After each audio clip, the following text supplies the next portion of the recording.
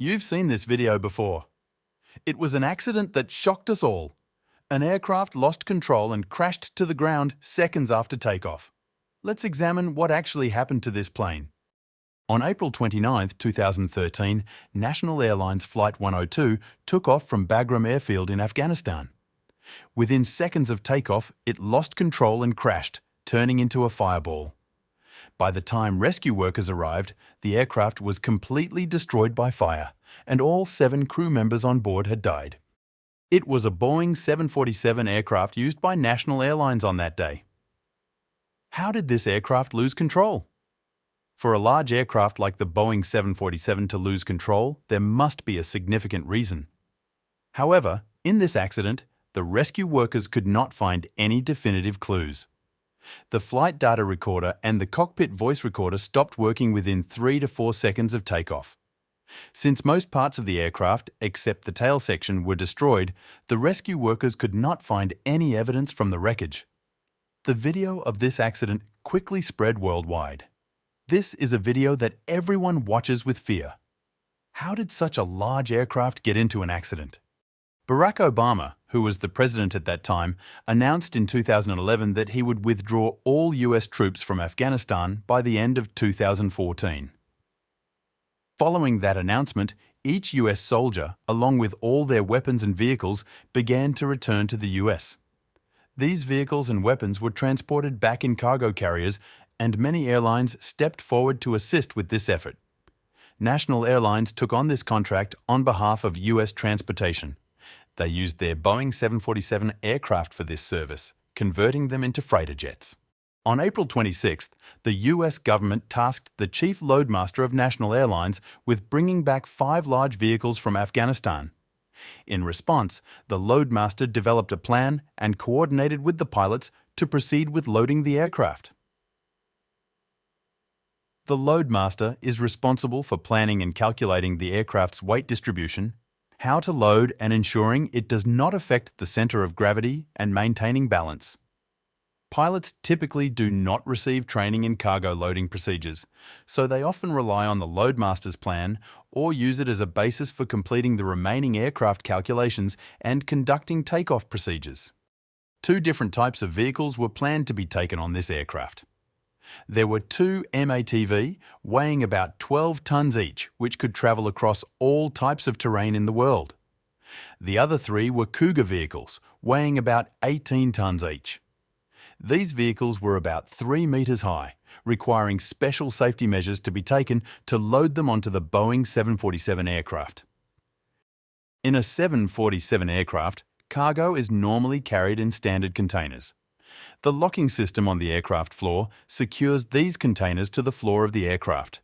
This Boeing 747 arrived at Boston Camp on the morning of April 29th. There were 7 crew members on board: the captain, the first officer, 2 technicians, 2 extra pilots, and the loadmaster.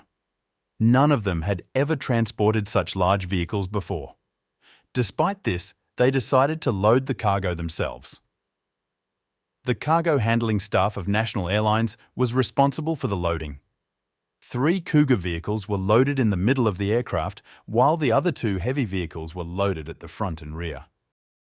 According to the National Airlines Cargo Operation Manual, 26 straps were used to secure each Cougar vehicle and 24 straps were used for each MATV vehicle. These straps were intended to keep the vehicles in place during transport, so they followed this procedure. However, after the accident, the investigation revealed that more than 60 straps would have been necessary to adequately secure the vehicles. The required number of straps and the angles at which they are installed vary.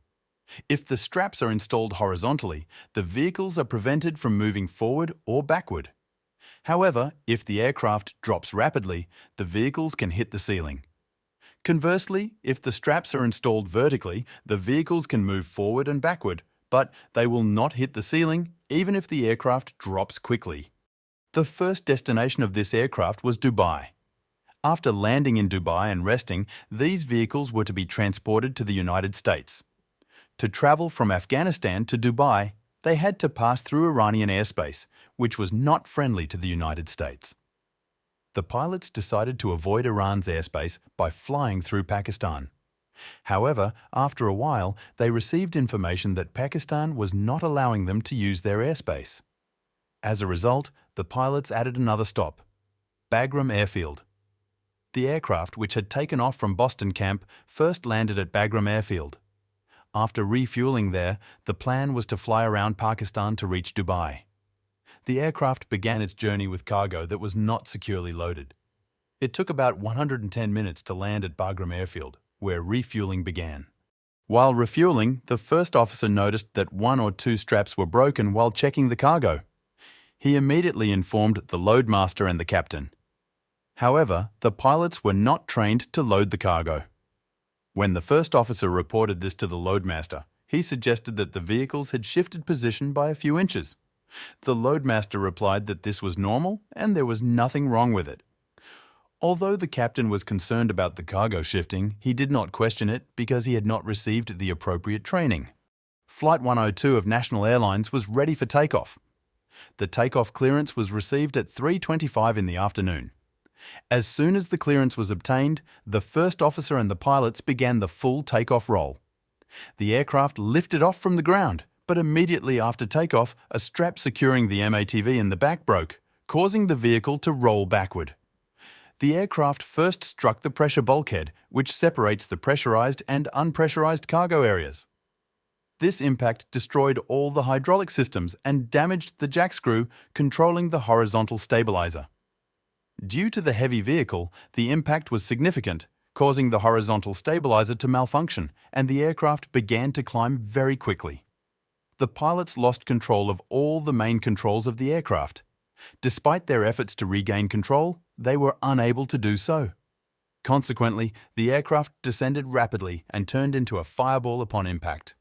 Except for the tail section, the rest of the aircraft was burned down. Afghanistan had the primary responsibility for this investigation because the disaster occurred there. Subsequently, the NTSB took over and began their investigation. The first step was to rule out the possibility of a terrorist attack. The investigation then focused on the cargo area, but only damaged parts of the aircraft were found. The black box could not be located, and the voice recording had stopped. Without recordings from the black box, they started collecting evidence from the wreckage. When examining the damaged parts of the pressure bulkhead, tire marks from the vehicle were visible. They later discovered that the traces of orange paint seen on the vehicle's antenna came from the flight recorder. Some of the aircraft's landing gears deployed, while others did not, indicating a partial hydraulic failure. The NTSB then interrogated the airline's cargo staff and uncovered shocking information. The staff had not received any training for loading such heavy vehicles. The vehicles were loaded and strapped based on a rough estimation without following any safety measures for transporting such heavy vehicles. The NTSB found that properly securing these vehicles required more than 60 straps.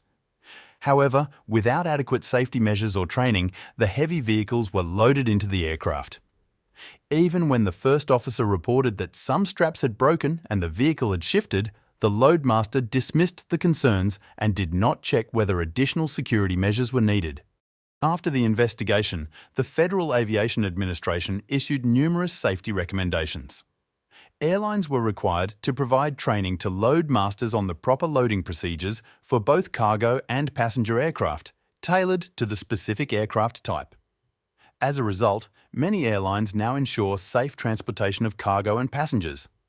However, this progress came at the cost of a fatal accident and the loss of 7 precious lives.